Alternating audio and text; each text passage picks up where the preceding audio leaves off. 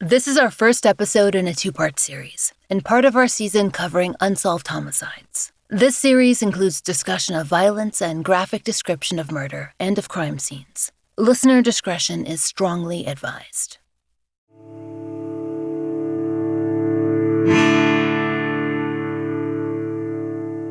This is The Fall Line. In early 2024, a Seattle woman named Angela turned to the internet for help. She made a Facebook page called Justice for Velecia Lewis and Velvet Franklin. Angela felt like she had to do something. The 25th anniversary of a tragic event was just days away, and she'd hit roadblock after roadblock. Maybe someone on social media, they'd see her page, and they'd care. Like many family members we've featured on The Fall Line, Angela was facing another year of a cold case, her cousin's homicide, without any answers. She tried to post as much archival material as she could on the new Facebook page, but there was little to share. Just an article or two and the obituary from January of 1999. Angela wasn't able to find any contemporary coverage either. No anniversary pieces or fresh calls for tips or leads. And we haven't found those either. Velecia, who went by Lisa, died on Wednesday, January 6, 1999. She was just 27 years old. Lisa was a college senior at the University of Memphis, where she majored in biology with plans to become a veterinarian. Lisa was also almost 9 months pregnant at the time of her death. She'd found out the baby was a girl, and she planned to name her Velvet. They both died when Lisa was attacked in her apartment on South Lauderdale Street in South Memphis. Lisa was home alone at the time, during the day, but according to police reports, other residents were in some of the other units. When questioned, almost no one reported hearing a single sound. Lisa's mother, Bea, was the one who found her. She'd called the apartment from work that afternoon to find out if her daughter was hungry. Bea thought that she might pick something up on the way back, but she hadn't gotten an answer. Worried, Bea rushed home. When she arrived at around 4:45, the apartment seemed empty. Bea called out, but Lisa didn't answer. She found Lisa's bedroom door locked, and Bea had to break it down herself. Lisa's pink room, the one that she had worked so hard to make beautiful, it was destroyed. Lisa was lying on the floor. She'd been suffocated and stabbed multiple times. There was a plastic bag or plastic wrap covering Lisa's face, and Bea ripped at that so that she could try and get to her daughter. Bea began CPR, but it was too late. When emergency services arrived, Lisa was pronounced dead. By 5:25 p.m., the small apartment was crowded with Memphis police, and according to the commercial appeal, her unborn baby didn't survive either. Memphis police would be pursuing the case as a double homicide.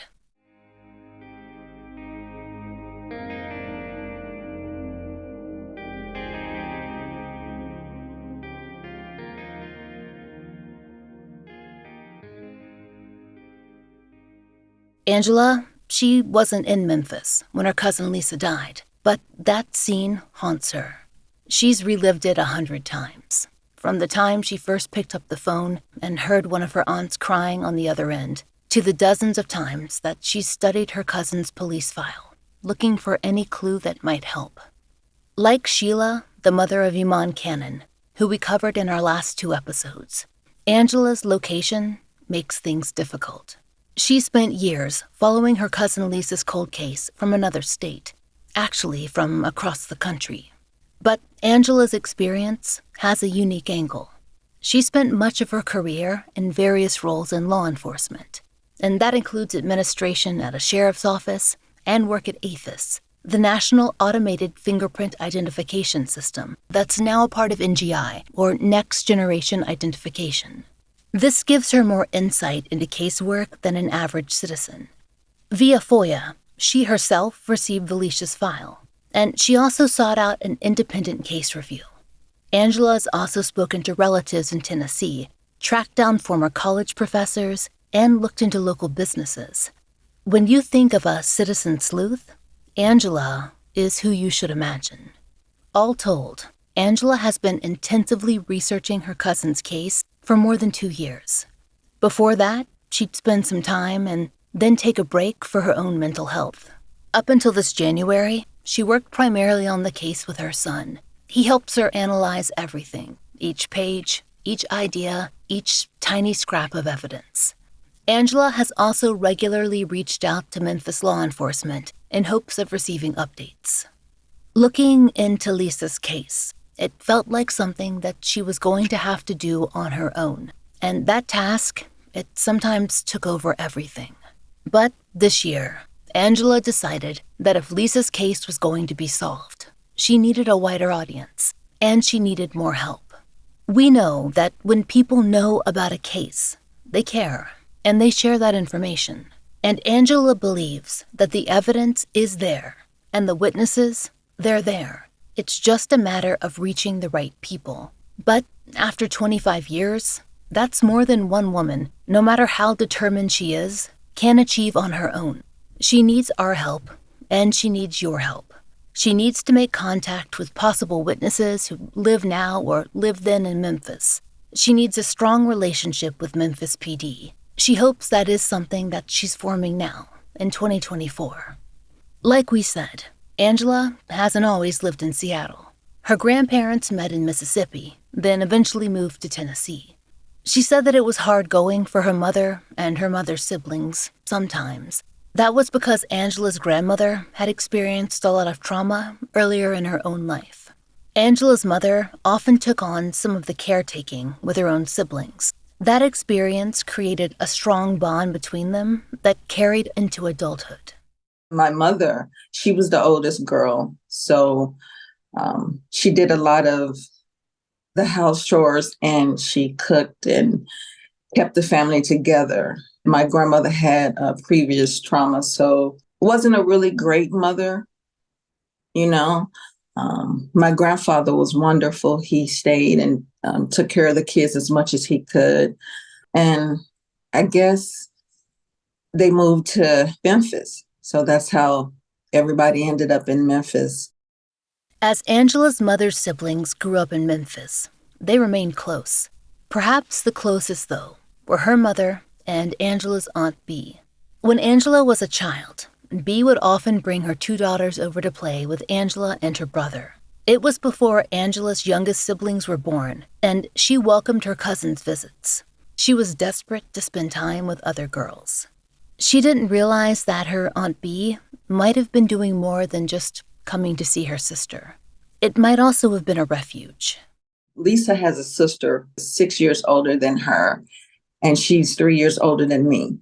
I also have a brother. He and Lisa are a year apart. The four of us always work together.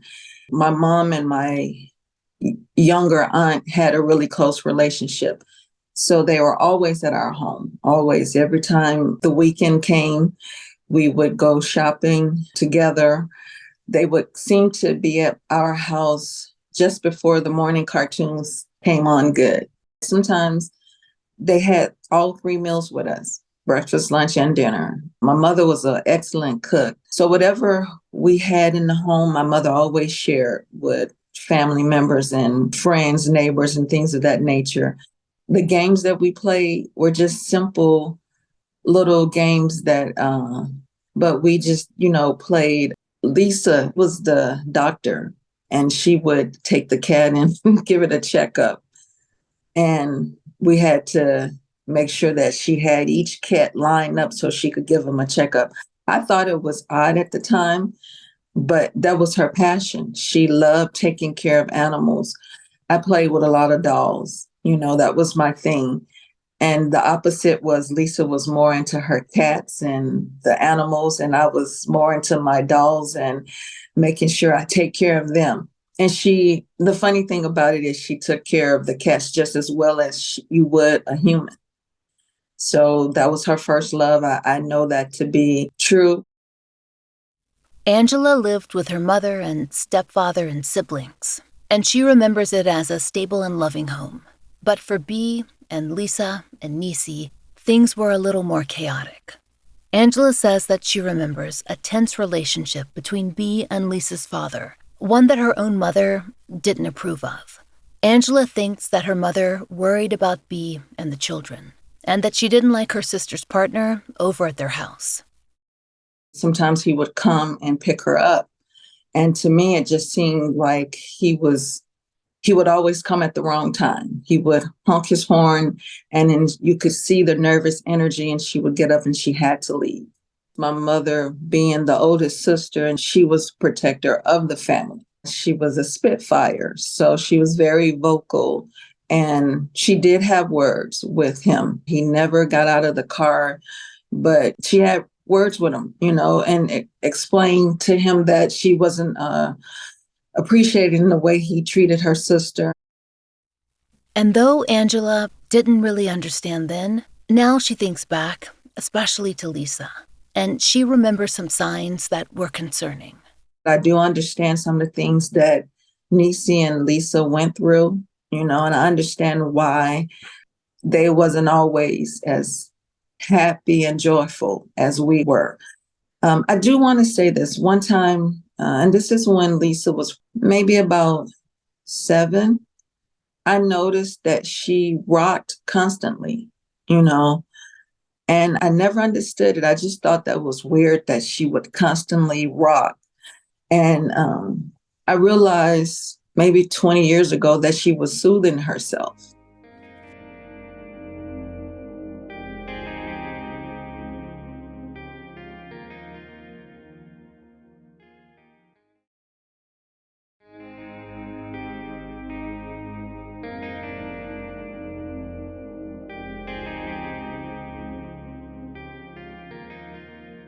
Angela thinks that the sense of stability that her mother created was important for Bee's children, and having them there was important for her too. She had playmates and family around all the time.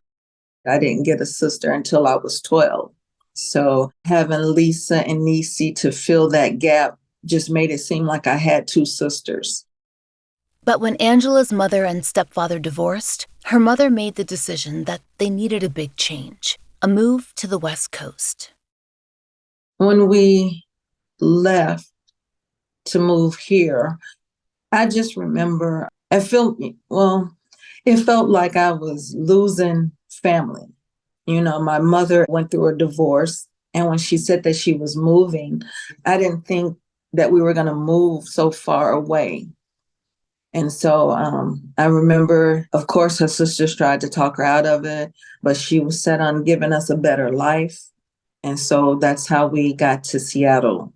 Even though we moved here, my mom was still close to Aunt B. They would talk over the phone from time to time. I didn't go back home until I was 27.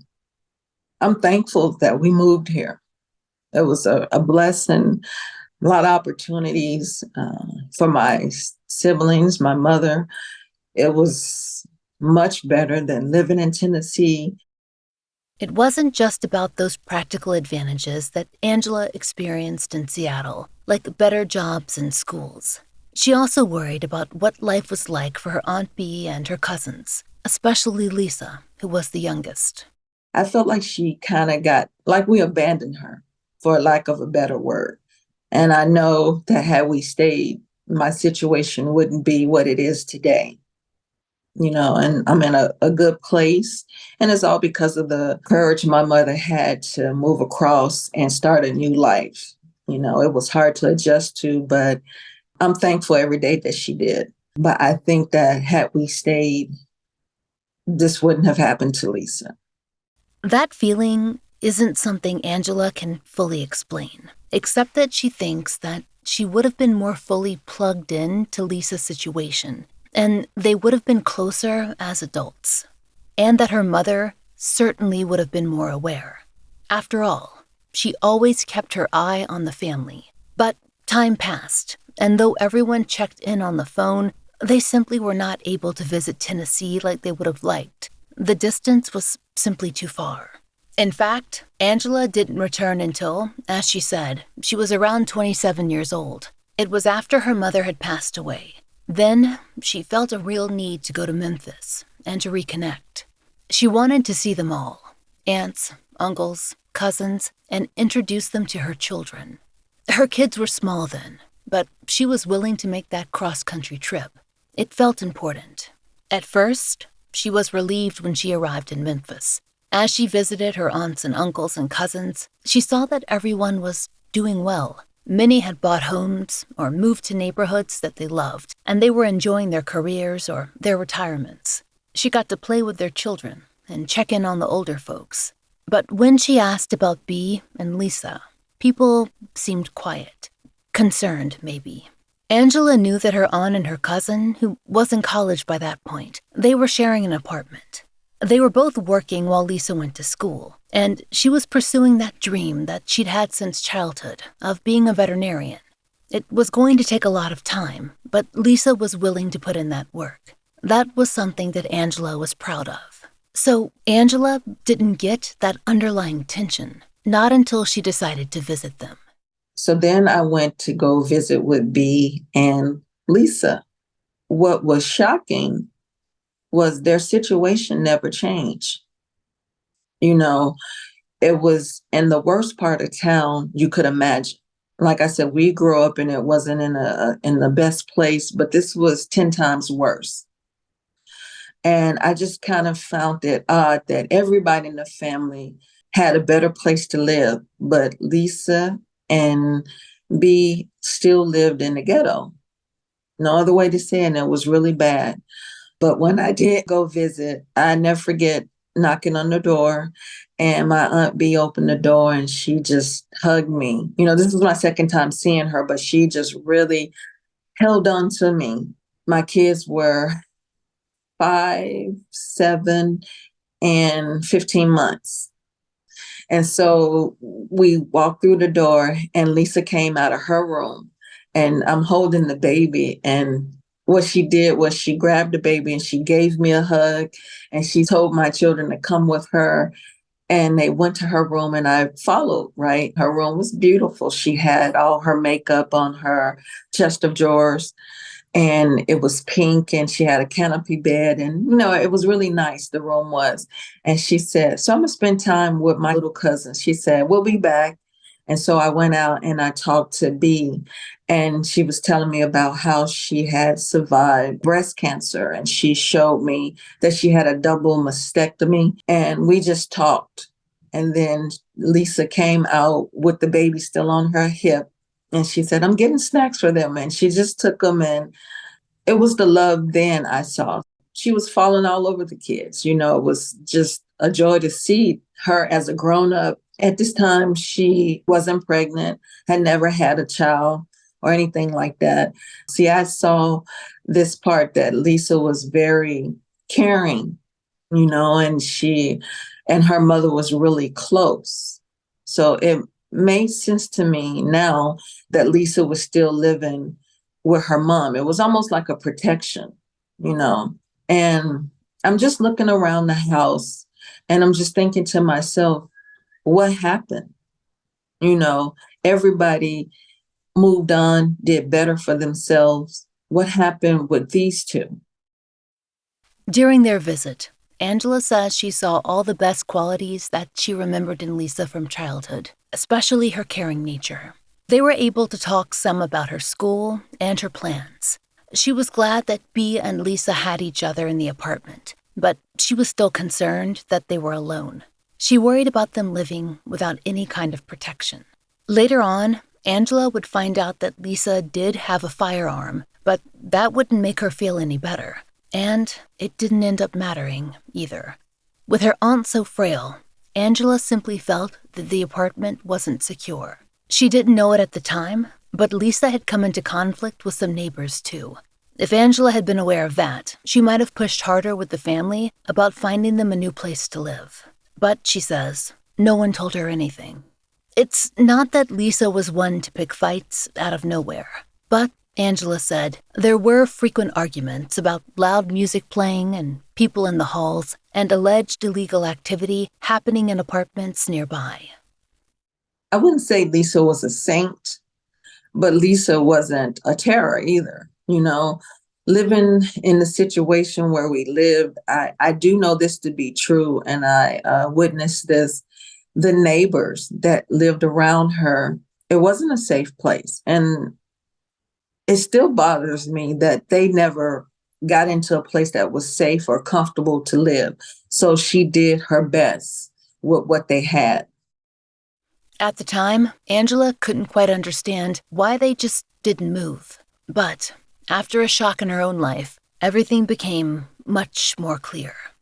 After Angela returned to Seattle, life moved on. She stayed in contact with her relatives, especially with Bea, and she raised her kids. But eventually, she decided to focus on a career in law enforcement.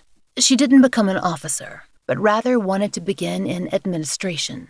But to do that, she had to pass a thorough background check, the same kind that she did when she went to work for APHIS later on. Angela wasn't worried about her past. She knew that nothing would come up. At that very same time, she decided to open a new bank account, and that is when the trouble started. She was in the middle of her background check with the law enforcement agency when she heard from her bank. There were problems. I go to try to open a credit union account, and they did a nationwide search, which was a blessing for me because I would have never known. And so the lady comes back and she said, "I'm sorry, we're not going to be able to open up the account." And I'm like, "Why?" And I said, "I have a job." Actually, the credit union was through the job. And she said, "Well, you have an account in First Tennessee." Now, keep in mind, I left Tennessee when I was 14. I've never worked there. And she said, "And you have outstanding debts. And, with the bank, you owe this amount of money." And she went on, and I'm looking at the report and I'm like, "That's not me." Oh, I was clueless, thinking, how did I become a victim of identity theft? I know not to take my Social Security card in my wallet. So I don't have people coming in and out of my home either. My ex, you know, he wouldn't use my Social Security number. So I'm like, okay, this is a mess. Because at the same time, now I'm getting ready to work for the sheriff department. So I got to work fast to get this cleared up. So I called around First Tennessee. And of course, they're not going to give me too much information because the name on the account doesn't really match my name. But all of my information is the same. And so they suggested that I get in contact with the police department. I called the police here thinking they could help me. And they told me, well, what you need to do is call the police there, find out the county and do that. And so I did. They told me I needed to send fingerprints to prove who I was and a picture of me, the police. And he said, well, have you ever went by a different name? And I said, no. And he said, are you sure? I said, the last time I was in Tennessee was 1997. I said, I left in 83. I've never worked there, never established a life there. It took weeks of phone calls, conversations with law enforcement and the banks, documents sent back and forth. It was a huge mess. Eventually, though, Angela finally discovered that someone known to her family had stolen her Social Security number way back in the 1980s and had opened accounts in her name. And without her knowledge, it had a major impact on her credit. It's something that took her years to clear up. Because she did not ultimately press charges, we are not sharing the identity of that person here. But that story is important because Angela tells us that she also found out something else. The same individual allegedly gained access to other information, including Lisa's Social Security number. Angela was told that Lisa's identity had been stolen too. That's why, Angela says, that Lisa and her mother were living in that apartment. With Lisa's credit history, they were unable to secure any other rental. Unlike Angela, Lisa had not been able to clear things up. We don't have documentation for this. It's just what Angela was told. But, as she says, it does fill in some blanks. That makes sense now why Lisa couldn't get an apartment out of where they lived in her name. Her credit was shot. And so that's why I told you that story to tie in why Lisa and Bea stayed.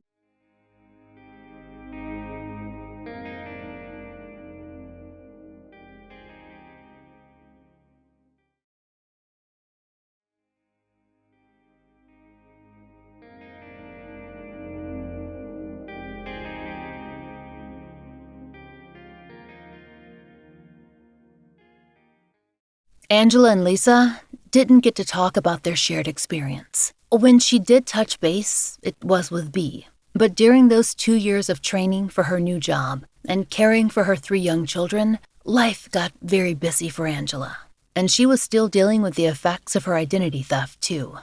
Angela wishes that she'd been able to keep better tabs on what was happening in Memphis. She'd planned to visit again, eventually. In 1999, she knew it would not be long before Lisa was supposed to graduate. But life simply kept getting in the way. Contact had been intermittent enough that she didn't even know that Lisa was pregnant and that she was due in the early spring of that year. So, Angela hadn't heard much from her family, not until she got a call in January from one of her other aunts, Annie Mae. Angela's ex-husband was walking through the door to bring the kids home when the phone rang. That part Angela remembers clearly, and she remembers answering the phone. Everything after that is a little blurry. She said, Lisa's been murdered. I'm trying to collect the children and I'm trying to get his attention and he could see something that's wrong. And he said, what? I said, my cousin was just murdered. I remember being shocked. It felt like it just was surreal. It seemed like a bad dream. And so after I get the information, of course, my common law husband has asked me, well, what happened? And I didn't think to move my children out of the room. I just told him everything that was told to me, all the graphic details. And I didn't even think that my kids would be in earshot of this. I'm just freaking out and not screaming, but going over, and my daughter to this day, she's the oldest, she said, for whatever reason, Mom, I thought you showed me pictures. She said, because it's so vivid. I remember you talking about it. And she said, you never had pictures. I said, no, I never had pictures of the crime scene. She said, I don't know why. And I said, it's because you heard it. You heard everything. And also for my middle child, whose memory is just, it's just something else is amazing. Me telling the story, he heard it and he could picture her room. And, I felt bad. And I said, I'm so sorry you had to hear that. And then my daughter, she said, I always thought I saw crime scene photos. And I said, I would never show you. I said, but unfortunately, you heard the gruesome details. And to this day, she won't read the report. Angela had just taken off work for her father's funeral, and she couldn't take off any more time. She could not travel to Memphis. So she tried to keep up the best that she could, via phone calls to family back home. She found out that Lisa would be buried 6 days after her death, and that's when she found out about Velvet, Lisa's baby. I knew she was in school, and I knew she was working. I knew she was going to school to be a veterinarian, but I didn't know she was pregnant until she passed. I don't know if it was a secret. I don't understand why it wasn't a big deal, and it could have been very well that Lisa was keeping it a secret, because by this time in 99, even Lisa and B seemed to be on an island of their own. You get what I'm saying? And then there's Niecy and her kids. The connection wasn't the way it was when I was there. A lot of people may have not known. I never did ask anybody, when did you know that she was pregnant? I didn't ask that question. Angela tried to ask questions about the investigation. With her law enforcement experience, she wanted to keep track as best as she could. Her first thoughts had to do with the father of the baby. Did the family know him? Had police spoken to him? They knew one boyfriend off the bat. They knew because my aunt had mentioned who he was. And at the time, she thought he was still in the hospital for back surgery. They found out that he wasn't, and he was back at work. So this is the one that my aunt brought to their attention. Then it was found out that she was talking to someone else. Angela told us that it turned out that Lisa had been dating 2 men around the time that she got pregnant. Lisa was clear about who she believed to be the father of her child, but law enforcement planned to speak to both. They needed to determine where each was at the time that Lisa was killed.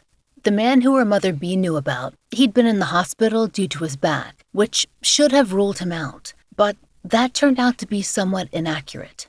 He'd actually been released earlier than first thought. However, police reports indicate that he was at work the day of the murder. The other man was apparently married, which could possibly speak to motive, but that man was in court on the day that Lisa was killed. We'll have much more on the day of the crime and the investigation next episode. But one of Angela's initial thoughts, back in 1999, was whether paternity testing was ever done after Lisa's death.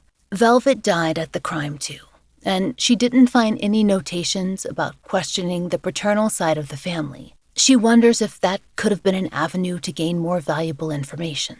Though she attempted to keep tabs on the early investigation, Angela was unable to glean much over the phone. She knows that Lisa was awarded a posthumous degree from the University of Memphis. The commencement program honoring her is still online today, but in terms of her cousin's case, no official would tell Angela much.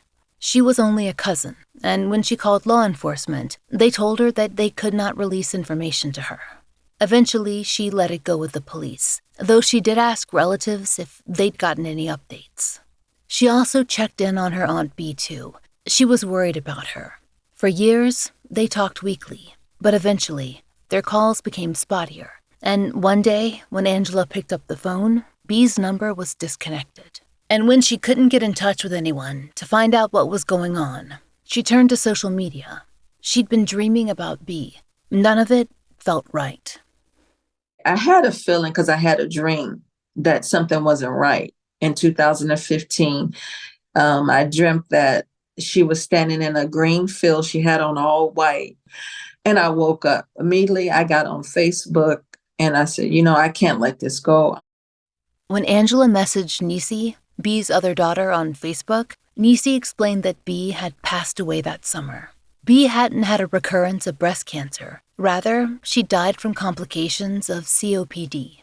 It was the second family funeral that Angela missed. Something about that, about Bee's death, and Lisa's years before, they sat with Angela for a long time.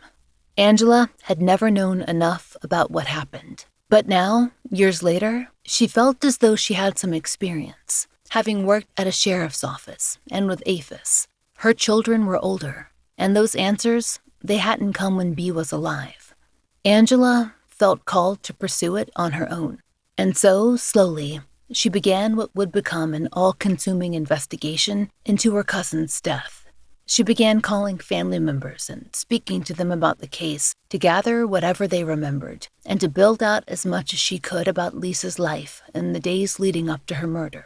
But in 2022, she did something else, too. From working in law enforcement, Angela knew all about FOIA, Freedom of Information Act requests. She had a sister in Tennessee, a resident, file for the case paperwork. That's a requirement in the state. Angela knew that they might get turned down. After all, Lisa's case was cold, but it was also still open. But to her surprise, the request was granted, and they eventually got back 22 pages. Angela was surprised by the length. She thought that it might be an excerpt versus the whole file, which is often the case with a FOIA fulfillment. But Angela says that wasn't the case. I was assured that I have the full report from the first sergeant. I called him and he asked me which report was I looking at. I verified that the report I'm looking at only has 22 pages. I used to work in APHIS, so I had cases that, sometimes you have one case folder, you can end up with 2 or 3, just looking at all the stuff that's in the report, including pictures, witness information, a list of names, and, all the stuff that you would find in a report. And I was shocked to see that this one only had 22 pages. We did reach out to Memphis police multiple times for comment, interviews, or a statement, but we did not hear back. So we have not been able to verify the length of the case file on their end. But that is what Angela remembers being told. Receiving those 22 pages, though, was the beginning of everything. Angela spent hours poring over every line and every notation. She began digging into news archives and researching every piece of evidence because she was certain that if she looked hard enough and asked the right questions, it would finally happen. Someone would be held responsible for Lisa's murder. And she wasn't going to stop until that happened. Next time on The Fall Line, we continue the case of Velecia Lisa Lewis, the day of her murder, and what Angela has examined in her case file, and where the investigation stands today. If you have any information regarding the cold case homicide of Velecia Lewis, please call Memphis Crime Stoppers at 901-528-2274. Tips may result in a cash reward. If you know of a case that should be covered on The Fall Line, there's a link to our case submission form in the show notes. Thank you for listening. The Fall Line is an independent podcast, and we appreciate listener support. It allows us to do research, obtain FOIA, pay our content advisors, and support and donate to the causes we care about. If you try out the products we advertise, please use our sponsor codes. It really helps. And please take a moment to rate and review our show in your podcast app of choice. My book, Lay Them to Rest, which covers years of my life working on a Jane Doe case in the world of forensic scientists who resolve unidentified persons cases, is out everywhere now as hardcover, ebook, and audiobook, read by me. You can order it anywhere you get books and through your local library. Find out more through the link in our show notes. If you'd like to support the show and the stories we cover, join us on Patreon or Apple Premium. 100% of our Patreon and Apple Premium earnings are supporting our Family Therapy Fund and actively paying for therapy for families who've appeared on our show. On Patreon, you can get early release, ad-free versions of our regular episodes for $5 a month. If you prefer Apple Premium, you can subscribe there as well. On Patreon, we also post occasional giveaways, updates, and blogs, which all patrons can enjoy starting at just $1. The Fall Line is written, hosted, and researched by Laurah Norton, with additional research assistance by Brian Waters. Interviews by Brooke Hargrove. Produced, engineered, and scored by Maura Curry. Content advisement by Brandy C. Williams and Vic Kennedy. As always, our most special thanks to Liz Lipka.